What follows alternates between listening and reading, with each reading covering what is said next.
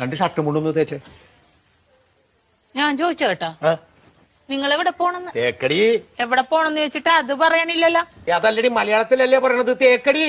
നല്ല സൗകര്യമില്ല. ഇംഗ്ലീഷിലല്ലല്ലോ പറഞ്ഞത്, മലയാളത്തിലല്ലേ പറഞ്ഞത്. പറഞ്ഞാൽ നിനക്ക് മനസ്സിലാകത്തിന് ഞാൻ എന്ത് ചെയ്യാനാണ്? നിങ്ങൾ എവിടെ പോണ? തേക്കടിയെന്ന്.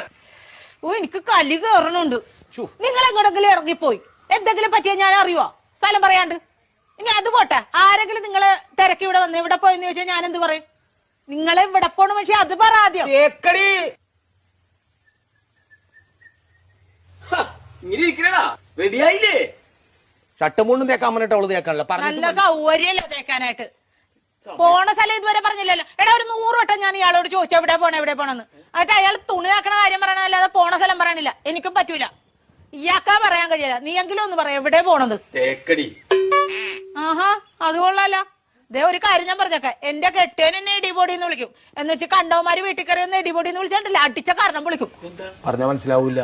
അതാണ് ഞാൻ പറഞ്ഞത്. ഞാൻ പെടാപ്പാട് വെട്ടിയിരിക്കണ ഇപ്പൊ ഇവിടെ കിടന്നു. നിനക്ക് എന്നാ കാര്യടാ എന്നെ ഇടിപൊടി എന്ന് വിളിക്കും? തേക്കടി.